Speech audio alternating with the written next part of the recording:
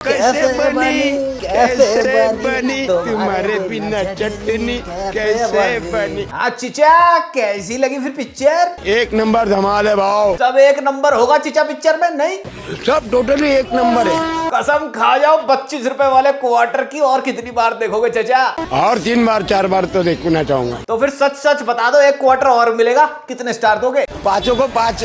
ये हुई ना बात, एक क्वार्टर और आ रहा है चाचा आपके लिए। जब तक क्वार्टर आ रहा है चलो फिर एक बारी और हो जाए डांस। 1 2 3 let's kick it. तुम्हारे बिना चटनी कैसे बनी। देखा देखा क्या एक नंबर का बिल्कुल 100% जेन्युइन रिएक्शन था ये। एक राह चलते दिन भर के थके हारे दिहाड़ी मजदूर बेचारे को पकड़ा। पहले एक 25 रुपए का देसी शराब का क्वार्टर उसको पिलाया, फिर एक क्वार्टर इसको दिया गया थिएटर के अंदर बैठकर पीने के लिए। फिर जब ये चिचा नशे में चूर होके टीट का अचार बन के अंदर से बाहर आया, इसको बोला एक क्वार्टर और मिलेगा, बढ़िया बढ़िया बोल दे फिल्म के बारे में, जल्दी से और नाच दिए। तुम्हारे बिना चटनी। ये होता है असली रिव्यू, ये होती है पॉजिटिविटी। हम तो साले नेगेटिविटी करने वाले शिवती हैं। कुछ भी बोलो, एक पुण्य का काम तो हो गया यहाँ पर। और वो ये कि इस चिचा को आज घर जाने से पहले 2-3 क्वार्टर मिल गए, नहीं तो ये शाम को अपने घर पे जाके अपनी बीवी की गुद्दी थपेड़ के ड्रैगन फ्रूट कर देता है। देरी नहीं देरी साली, पैसे दे मुझे एक क्वार्टर और पिया, मारूंगा साले। मैं तो कह रहा हूँ तुम रिव्यू को छोड़ो यार, एक बार चिचा का डांस और देखते हैं। चिचा यार महंगी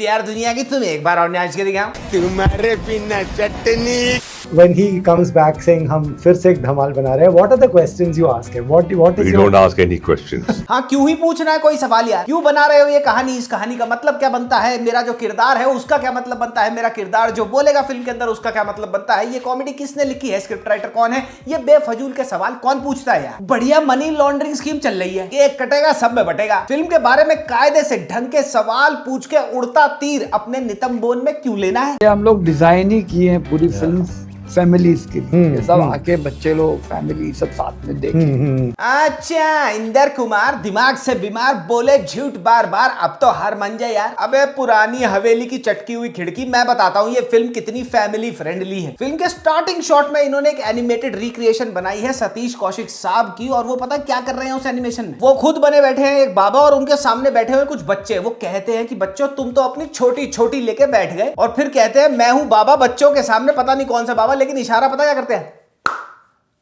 ये इशारा बच्चों के सामने हो रहा है। ये इंदर कुमार बता रहा है कि भैया ये फैमिली फ्रेंडली फिल्म है। कॉमेडी इतना आसान नहीं जितना आप लोग सोचते हैं। जस्ट बिकॉज आपको 2 जोक मारना था इसका मतलब ये नहीं कि आप कॉमेडी कर सकते हो। तुमने तो 2 नहीं 200 जोक्स मार लिया इस गुसल खाने में, फिर भी कौन सी कॉमेडी हो गई तुमसे?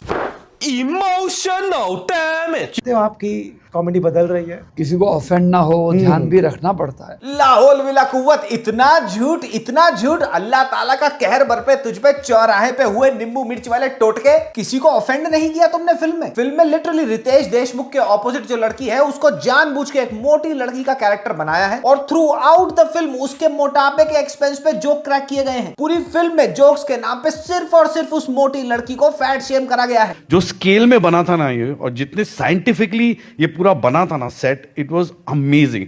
जो हॉलीवुड पिक्चर में होता है ना वैसा था। हाँ, बना है ना इस फिल्म का सेट बहुत बड़े स्केल पे और बहुत ही साइंटिफिकली, लेकिन असलियत में नहीं, MS पेंट पे, वो भी ट्रायल वर्जन में। मतलब इतना झूठ मुंह से हगने के लिए कितने पैसों की सब गोल खानी पड़ती है। 85% से ऊपर पिक्चर तो इन्होंने एक स्टूडियो के अंदर शूट कर ली ग्रीन स्क्रीन लगा के, और ऊपर से सारी की सारी पिक्चर में इनकी ग्रीन स्क्रीन जिटर कर रही है, कहीं ना कहीं पे तमतमा रही होगी, कोने से आड़े तिरछे कट लगे हुए हैं, कहीं ग्रीन स्क्रीन दिख रही है। सेट लगाना तो बहुत दूर की बात हो गई, 50-50 100-100 रुपए के कंकाल नहीं आते, वो जो कंकाल होते हैं लगे होते हैं, भैया तुम फैंसी ड्रेस जगह से खरीद लो, मालाएं होती हैं, टोपियां होती हैं, वो खरीद लाए। इस गधे की गू की प्रोडक्शन वैल्यू एक स्कूल के एनुअल डे फंक्शन के प्रोडक्शन वैल्यू से कम है। तो भैया इस पिक्चर की कहानी बहुत ही सिंपल सी, और वो कहानी सिंपल सी ये है कि इंदर कुमार ने अजय देवगन को बोला यार थोड़ी सी ना मनी लॉन्ड्रिंग करनी है। अजय देवगन ने भी ये सुन के कहा हाँ यार इंदर कुमार बड़े दिन हो गए सन ऑफ सरदार 2 बनाए, अब थोड़ा सा पैसा इधर और ठिकाने लगाते हैं। तो दोनों सखियां स्कूटी पे बैठी, स्टार्ट किया और चल पड़े पिक्चर के नाम पे जनता को चूतिया बनाने। मैं मजाक नहीं कर रहा, इस पिक्चर में कोई कहानी ही नहीं है। फिल्म शुरू करने के लिए फिल्म कैसे शुरू करी जाए, उसका प्रीटेक्स्ट क्या बनाए, शुरू के जो 5 मिनट है फिल्म के उसमें क्या होना चाहिए कि कहानी आगे बढ़े,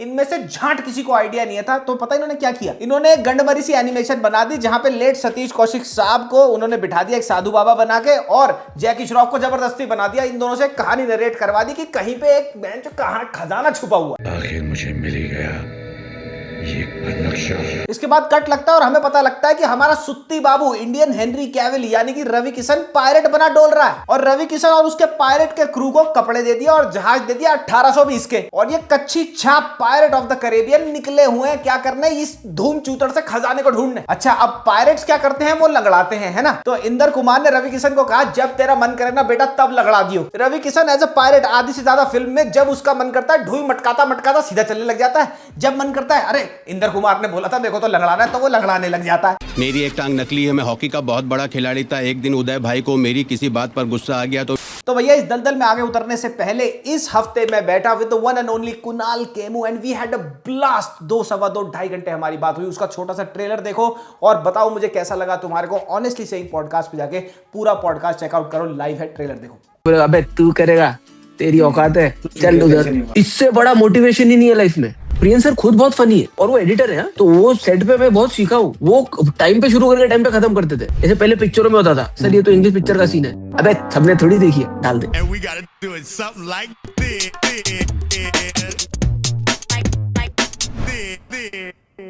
फिल्म में रवि किशन की नकली दाढ़ी इसके पॉलिटिकल करियर से नकली है। इन्होंने ये जो ढोला बॉयज पायरेट ग्रुप बनाया है ना, इनकी पूरी की पूरी जो फैंसी ड्रेसें हैं ना, ये मात्र 500 रुपए घंटे में आ गई होंगी हफ्ते भर के लिए। फिल्म रैंडमली ब्लॉक्स में शूट करी हुई है, जब जो उठ गया तब उसका शॉट ले लिया, जब जिसका मन किया लेटरिन बाथरूम पेशाब कराऊं, जब वो बीच में से निकल गया, कोई कंटिन्यूटी का लेना देना नहीं है। सब कुछ जब शूट हो गया इंदर कुमार कह रहा भैंचो अब तो ये बन गया, अब क्या करें, इसको जोड़ दो। इन्होंने कैनवा पे जोड़ी और भैंचो हमें चुतिया बना दिया। रवि किशन का पायरेट शिप जा रहा है, उसे खुद झांट नहीं पता वो कहां जा रहा है, बीच में से आ जाता है पता है कौन, अजय देवगन। अजय देवगन आ जाता है बीच में, जेट्स की कुदाता हुआ ऊपर से निकल जाता है उसके, और पता लगता है वो जेट्स की चली गई, वो तो ऊपर खड़ा हुआ है। फाइट सीन को फनी बनाने के लिए क्या किया, रवि किशन अपना चाकू लेता है, अजय देवगन की बुंड में घुसा देता है, उसको अजय देवगन अपनी बुंड से निकाल के संजय मिश्रा की बुंड में घुसा देता है। वो एक दूसरे के पिछवाड़े में चाकू दिए जा रहे हैं, हंस हंस के मर जाएंगे तो सारे देख के। रितेश देशमुख का कैरेक्टर इन्होंने गरीब बना दिया। अब वो गरीब कैरेक्टर है तो वो कौन होगा, वो होगा बिहारी, क्योंकि इंदर कुमार के हिसाब से जो गरीब है वो बिहारी ही तो है। रितेश देशमुख को मुंह फाड़ के बिहारी ऑटो चलाने वाला बना दिया। रितेश देशमुख भोजपुरी पता कैसे बोल रहा है, हमका तुमका क्या करत बाबू, हो गई भोजपुरी। सर पे गमछा बांध दिया, ऑटो वाले की जैकेट पहना दी और ऑटो चलवा दिया और भोजपुरी बुलवा दी, हमका तुमका बन गया बिहारी कैरेक्टर। अब रितेश के बिहारी कैरेक्टर को चाहिए होती है एक अमीर बीवी, तो अब सोचो इन्होंने कितना दिमाग लड़ा के प्लॉट लिखा होगा। ये एक मोटी लड़की को देखता है और इसको गलत फहमी हो जाती है कि वो बहुत अमीर है। अब ये मोटी लड़की का गरीब बाप बेचारा एक ड्राइवर दिखा दिया, और ये किसकी ड्राइवरी कर रहा है, ये ड्राइवरी कर रहा है एक अमीर सेठ की, बहुत बड़ा सेठ जी है और उस सेठ जी का नाम है गरीब सेठ। क्यों?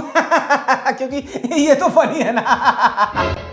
और अमीर सेठ की बेटी है एकदम सुडौल मॉडल जैसी, और बस यहां से लेके जब शादी हो जाती है इसकी रितेश देशमुख से, फिल्म के आखिरी तक इस मोटी लड़की के ऊपर जो फैट शेविंग जोक्स मारे गए हैं, आप भी सुन सुन के एक बारी को बोलोगे बस कर जा भाई। रितेश देशमुख के कैरेक्टर के पास इस लड़की का फैट शेम करने के जोक्स के अलावा और कोई जोक ही नहीं है। लिटरली सिचुएशंस ऐसी लिखी गई है रितेश और इस मोटी लड़की में कि भैया इसके मोटापे का मजाक उड़ सके। फॉर एग्जाम्पल, रितेश एक बाइक पे बैठता है, पीछे लड़की बैठती है, अब क्या होगा, आगे से टायर ऊपर हो जाएगा। गधे के बच्चों ने जो मजाक उड़ाया है मोटापे का, वो भी 1990s के ह्यूमर के हिसाब से उड़ाया है, एक ढंग का सीन तक नहीं लिखा गया। आदि मानव का कैरेक्टर यानी कि जावेद जाफरी और अरशद वारसी का जो कैरेक्टर है, इन्होंने हूबहू धमाल 1 में से उठा के कॉपी कर लिया। इंदर कुमार ने जावेद जाफरी और अरशद वारसी को बोला तुमने झांट कुछ नहीं करना सेट पर, घर जाओ, घर पे बैठो आराम से, मैं सीडी दे रहा हूं, धमाल 1 देख के आना, 2-4 बार देख लो, जो वहां कर रहे थे वही चौथ भगड़ा तुम्हें यहां करना है, कोई स्क्रिप्ट नहीं है तुम्हारे लिए। जावेद जाफरी 62 इयर्स ओल्ड, इतने चूतिए लग रहे हैं दोनों ये वाले कैरेक्टर्स प्ले करते हुए, बाय गॉड यू वुड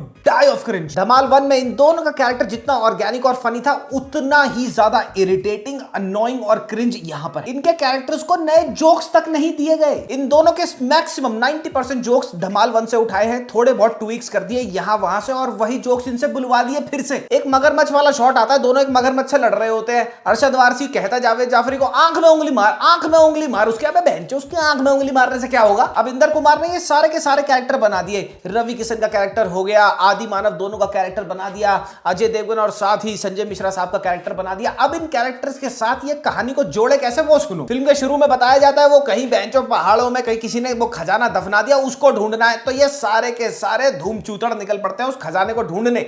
लेकिन उस खजाने को ढूंढने के लिए इनकी कहानियां भी मिलनी चाहिए, तो ये सारे मिलते पता है कैसे हैं, ये एक दूसरे को नहीं जानते। ये एक रोड पे जा रहे हैं, कोई ऑटो रिक्शा में आ रहा है, कोई गाड़ी में जा रहा है, तो कोई कहीं जा रहा है, इनका एक साथ एक्सीडेंट होता है, पाइल ऑन होता है, और एक पहाड़ वाले सीन पे, आपने ट्रेलर में भी देखा होगा, पहाड़ वाला सीन आ जाता है कहीं से भी, और ये सारे वहां मिल जाते हैं। कोई पीछे से मुंह फाड़ के बोल देता है इसके पास तो खजाने का नक्शा है, इसको मरने नहीं देना। बाकी सारे जो अपने काम छोड़ के अरे हम तो खजाना ढूंढने जाएंगे। 10-10, 15-15 मिनट के सीक्वेंसेस हैं that make absolutely no sense. For example Ajay Devgn को ईशा शर्मा जो हीरोइन है फिल्म की, पता नहीं क्यों लिया हुआ, उसके बिना भी काम चल जाता। वो कहती है कि भैया अब तुमने मेरे को तो पटा ही लिया है, मेरे बच्चों को भी पटाओ, तो ना वो उसको अपने घर पे बुलाती है। संजय मिश्रा और अजय देवगन उसके घर जाते हैं, घंटी बजाते हैं, तो सोचो क्या होगा। घंटी बजाते ही घंटी बजाते हैं, उनको करंट लग जाता है और वो फनी बनाने के लिए क्या किया है, करंट दौड़ा दिया यहां से सीजीआई वाला और दोनों कंकाल दिखा दिए, बाल खड़े हो गए। हो अबे सेंटर फ्रेश की एड में होता था ये 20 साल पहले चिरकुंडम। इसके बाद ये दोनों घर के अंदर जाते हैं और एक पूरा फुल फ्लेजेड भूतिया सीन है ब्रो, पूरा 15 मिनट का भूतिया सीन है दैट मेक्स नो सेंस। इसी भूत वाले शॉट में एक भूत जैसे चद्दर ओढ़ रखी होती है, जैसे इनको भूत बनाना आया, जितना इनकी बुद्धि है बहनचो उतना ही तो भूत बनेगा इनसे। तो भैया वो भूत ऊपर उठता है, उसके ऊपर सफेद चद्दर होती है, तो उसको संजय मिश्रा देख के जोक पता क्या मारता है, देखो अंडरवियर भूत। और अजय देवगन इसको करेक्ट करते कहता अंडरवियर भूत नहीं पगले, अंडरकवर भूत। What a joke guys, you know what to do, laughing in 3, 2, 1। अबे रुको, अभी जुन्नू के पापा ने जुन्नू की शादी की उम्र में तीसरी शादी कर ली, वो बेचारा थोड़ा उदास है। जुन्नू बेटा हंस दे यार। एक और जोक सुनाता हूं तुम्हारे को भैया। एक शेर इन्होंने बनाया सीजीआई का, पूरा लड़ते लड़ते अजय देवगन से क्लिफ से नीचे गिर जाता है। संजय मिश्रा उसे देख के कहता है oh he fall down to earth, laughing in 3, 2, 1। अबे रुक जाओ रे यार, उसका भी तो चीयर अप जुन्नू, लाफ बेटा।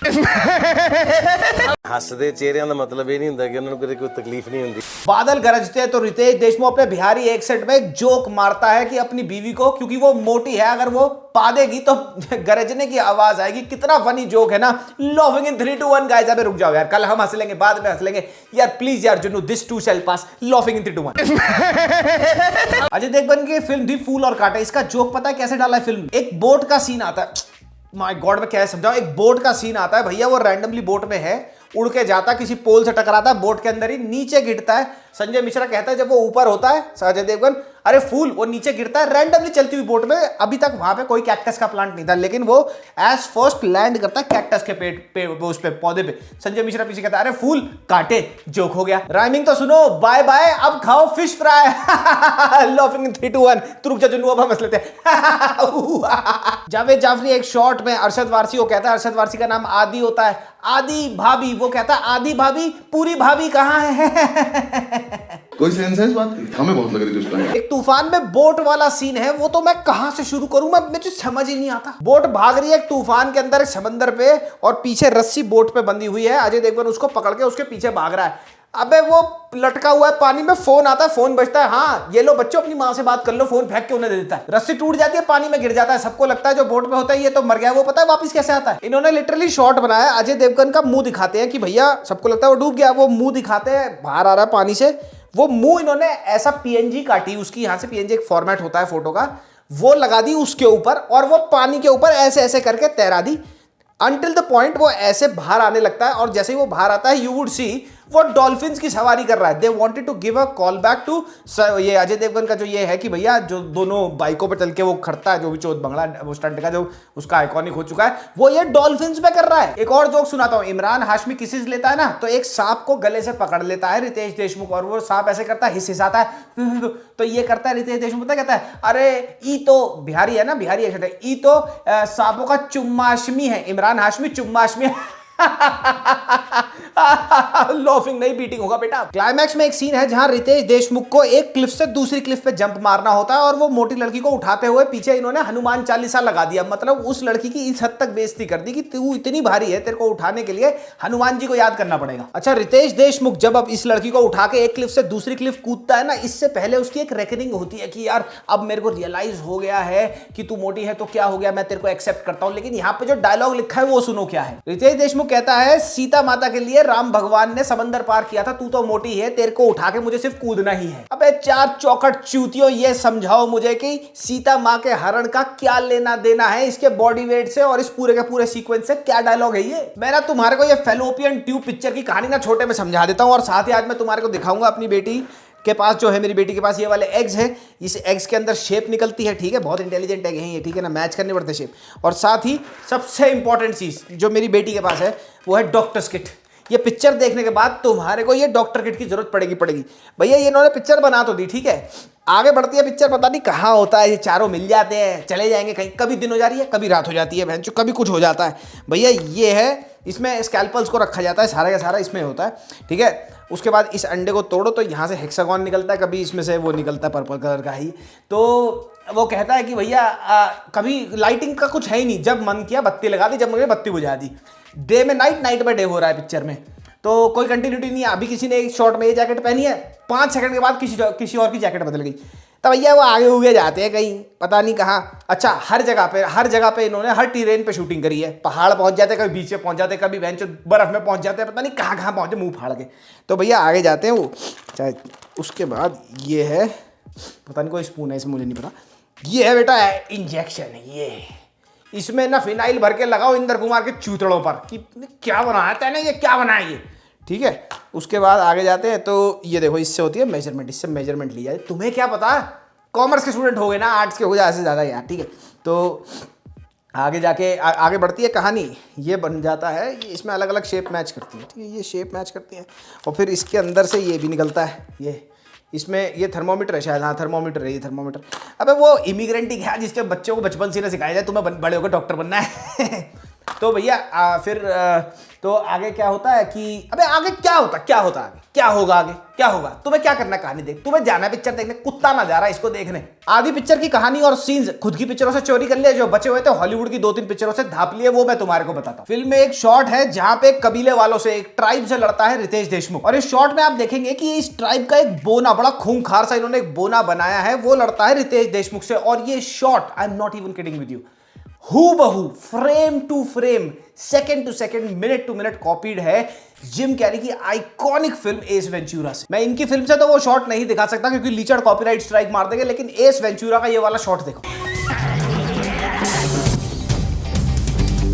ये इतने बेशरम हैं कि इन्होंने शॉट तो कॉपी किया ही, साथ ही इंदर कुमार ने जो डायरेक्शन दी होगी ना, being the director, Riteish Deshmukh को ये बोला होगा जिम कैरी की मुंह की हरकतें पकड़नी शुरू कर दे, इसका हूबहू तूने छापना है। वो शक्लें भी वैसी बना रहा है जैसे जिम कैरी ने शॉट में बनाई थी। पायरेट्स ऑफ द कैरेबियन का ये वाला सीन धाप लिया। अब इंदर कुमार तो है ही 1980 की कैसेट, तो उसे कैसे पता होगा, दुनिया डिजिटलाइज हो गई है, उसको लग रहा होगा कौन देखेगा, 25-30 साल पुरानी पिक्चर है, इनको क्या पता चलेगा, ये तो साले पुष्पा का पकड़ के झूल जाए। मल्टीपल हॉलीवुड फिल्मों से, जुमानजी, यहाँ वहां की गेम्स, एडवेंचर गेम्स, चीजें उठा के जोड़ी हुई है, चोरी करी हुई है। कंटिन्यूटी तो तुम छोड़ो, वो तो बहुत बड़ी बात हो गई। अजय देवगन का स्किन कलर, उसका कॉम्प्लेक्शन लाइट होता जाता है जैसे जैसे फिल्म आगे बढ़ती है। जैसे जैसे फिल्म आगे बढ़ेगी, पहले 30 मिनट में 2 शेड लाइटर, 45 मिनट में 4 shade lighter, by the end of the film वो माइकल जैक्सन बन जाता है, मेलेनिन गायब हो जाता है उसकी उसमें से, स्किन में से। सुनील पाल के लेवल से भी गिरे हुए जोक्स हैं पिक्चर में। इस फिल्म के राइटर है परितोष पेंटर, वेद प्रकाश, बलविंदर सिंह सूरी और बंटी राठौर। बेटा तुम अगर ये रिव्यू देख रहे हो ना, एक काम करो, तुरंत फारिग हो जाओ, छोड़ दो ये इंडस्ट्री, तुम्हारा नहीं है, दूध दाद बेच लो, जाके डेरी डोरी खोल लो। इस फिल्म में वीएफएक्स और सीजीआई का भरपूर यूज किया गया है और वो भरपूर तरीके से चूतिया है, इतना गंदा है, इतना इनकंसिस्टेंट है that your mind will be blown कि जब ये बोलते हैं आके कि 200 करोड़ रुपया हमने इस पे लगाया है। ये पूरी की पूरी फिल्म नहीं है, ये मनी लॉन्ड्रिंग स्कीम है। ये ज्यादा से ज्यादा 25 से 30 करोड़ रुपए में बन गई होगी। बाकी पैसा इन्होंने 5 से 6 करोड़ लगाया, मैं बताता हूं किसमें। बाकी का पैसा इन्होंने दब के लगाया है टट पूंजी है 500 रुपए छाप पेड रिव्यूअर से रिव्यू कराने में। और सबकी सेम स्क्रिप्ट है, मैं तुम्हें कीवर्ड्स बता देता हूं, आने वाले 1 हफ्ते ये जम के हागेंगे तुम्हारी फीड्स पर। ये आपको बोलते सुनाई देंगे, धमाल 4 कॉमेडी का रिवाइवल हो सकती है। मैंने सुबह ही बोला था धमाल 4 कॉमेडी का रिवाइवल हो सकती है। अभी जस्ट मैं प्रीमियर अटेंड करके आया हूं। पनीर पोस्टिंग कर रहा है, लेकिन वीडियो शुरू करेंगे कि भैया मैं पनीर पोस्टिंग नहीं कर रहा, मैं बचपन से धमाल देखता हुआ बड़ा हुआ हूं, नॉस्टैल्जिया का शीघ्र पतन मेरे मुंह पे हो गया ये पिक्चर देख के। एडवेंचरस कॉमेडी है, फ्रेश कॉमेडी है। भाई पनीर पोस्टिंग नहीं कर रहा हूं, पहली बता रहा हूं, मैं जस्ट अभी धमाल 4 देख के आया and this film actually surprise me. Fresh family comedy है, इसमें लॉजिक मत ढूंढना। और ऑनेस्टली काफी टाइम बाद इतनी फ्रेश फैमिली कॉमेडी देखने को मिली। इस फिल्म में लॉजिक ढूंढने मत जाना यार। हॉरर एक्शन फिल्में तो आती जाती रहती है, लेकिन बच्चे, बूढ़े और बुजुर्ग फैमिली एंटरटेनर फ्रेश कॉमेडी नहीं आती, ये वो है। मूवीज और हॉरर थ्रिलर तो आते जाते रहती हैं, बट एक ऐसी मूवी जिसे बच्चे, बड़े और बुजुर्ग पूरी फैमिली साथ में मिलकर देख सके ना और खूब लोटपोट होकर हंसे, वैसी मूवी बहुत रेयर होती है। और फिर वही सुनो, हॉरर कॉमेडी और एक्शन कॉमेडी देखने को मिल जाएगी, ऐसी एडवेंचरस फैमिली कॉमेडी देखने को नहीं मिलेगी। सेम स्क्रिप्ट पढ़ रहा है दूसरा बंदा। आजकल हॉरर कॉमेडी और एक्शन कॉमेडी तो आपको हर जगह देखने को मिल जाएगी, लेकिन प्रॉपर एडवेंचर कॉमेडी बहुत ज्यादा रेयर हो गई है। मैंने अभी 2 दिन पहले अल्फा के पेड पीआर पे जो वीडियो करी है, उसमें यही बोला था कि धमाल में एग्जैक्टली यही होगा, और ये टटपूंजी है फिर से इकट्ठे हो गए। ऑनेस्टली मेकर्स के ऊपर ना केस होने वाला है। नहीं सीरियसली भाई, इतनी फनी मूवी कौन बनाता है? अभी तक हंस हंस के मेरे पेट में दर्द हो रहा है। इनको स्क्रिप्ट देने वाले तो चूतिए हैं ही ये, लेकिन उनसे भी बड़े धीपिटी के चूतिए हैं। ये स्क्रिप्ट को अपने तरह मॉडिफाई भी नहीं करते अपने हिसाब से। सेम चीजें हर कोई बोल रहा है, हर कोई सेम चीजें बोल रहा है। एक हफ्ते तक हर एक टटपूंजिया जो पेड रिव्यू कर रहा है इंस्टाग्राम पे, उसकी चांदी है। धमाल 4 वालों ने पिक्चर बनाने में तो पैसा लगाया नहीं, उन्होंने इन टटपूंजियों को सारा पैसा जो दे दिया। Dhamaal 1 and Dhamaal 2 were never kids comedy films. Dhamaal 3 को भी मैंने 7-8 साल पहले रिव्यू किया था और वो भी इतनी ही चप्पल छाप फिल्म थी। आई मीन अगर तुम इसको देखोगे ना, यू वुड बी सरप्राइज्ड कि धमाल 3 के बाद, टोटल धमाल जिसका नाम था, उससे भी गंदी कोई फिल्म बन सकती है तो वो धमाल 4 इन्होंने बना दी। पूरी पिक्चर में बॉडी शेमिंग जोक्स भरे हुए हैं और ये कह रहे हैं कि बच्चों की तरफ एम्ड है ये फिल्म। फिल्म के फेक अच्छे रिव्यूज डलवाने के लिए इन्होंने इंस्टाग्राम पे टटपूंजे रिव्यूअर्स को पैसा दे दिया, वो मैंने तुम्हें दिखाया। दिहाड़ी मजदूरों को क्वार्टर बांटे और उनसे पब्लिक रिएक्शन के नाम पे रिव्यू निकलवा लिया। और अब बचे इनके पास बच्चे, इन्होंने सैकड़ों, 100, 500, 1000 बच्चे इकट्ठे किए उनके माँ बाप के साथ। उनको सबको फ्री में टिकट और रिफ्रेशमेंट्स देके भीड़ लगवा दी थिएटर के अंदर और उनकी ना वीडियोस बना बना के बता रहे हैं कि देखो कितनी अच्छी फैमिली एंटरटेनर है।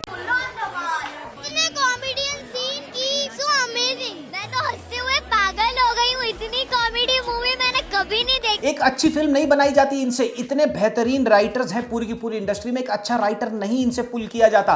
ए लिस्टर है Ajay Devgn, is one of the top A listers in the industry and he is absolutely shameless about doing this. जितना पैसा इन्होंने फेक रिव्यूज डालने के लिए पंप किया है ना इस पूरे के पूरे प्रोजेक्ट के अंदर, उतना ही पैसा अगर किसी अच्छे राइटर को दे देते ना तो धमाल 4 फिर भी एक अच्छी फिल्म बनकर निकल सकती थी, चाहे वो स्लैपस्टिक होती या ना होती। इस फिल्म का बजट 200 करोड़ बताया जा रहा है। ये मात्र 50-60 भी अगर कमा जाए ना 2 हफ्ते में तो भी बहुत बड़ी बात होगी। मैं पिछले 3 साल से ये बात कंसिस्टेंटली बोल रहा हूं कि ये जितने भी बॉलीवुड ए लिस्टर्स हैं, गदर 2 के बाद इनके हाथ में तुरुप का इक्का मिल गया है जो इनके मरते करियर, खत्म होते करियर को अगले 10-12 साल घसीट सकता है। और वो तुरुप का इक्का है सीक्वल्स का। तुम मानोगे नहीं, धमाल 5 अनाउंस हो चुकी है। इस पिक्चर के आखिरी में धमाल 5 हैज बीन अनाउंस्ड। हर पिक्चर के रिलीज पे ये बोल देना कि भैया लॉजिक मत लगाओ, हर पिक्चर धुरंधर नहीं होती, तुम तो नोलान के ये हो, नोलान के वो हो, ये सब बोलना बेवकूफी है, गधों का काम है ये। और ये बुलवा के अपनी फिल्मों को धड़ल्ले से प्रमोट करवाना, पैसे दे देकर, उससे भी गलत ट्रेंड जो शुरू हो चुका है, अगर ये नहीं खत्म हुआ then all of the films in the upcoming years will follow the suit. एकदम वाहियात फिल्म है, थिएटर तो बहुत दूर की बात हो गई, तुम इसे ओटीटी पे भी 30 मिनट से ज्यादा बर्दाश्त नहीं कर सकते। Welcome to the Jungle, Alpha, Cocktail 2, Haunted 3D और 1-2 बहुत ही खराब फिल्में आई हैं इस महीने, विच मेक्स मी थिंक कि ये इतना पैसा इन प्रोजेक्ट्स में पंप कर तो रहे हैं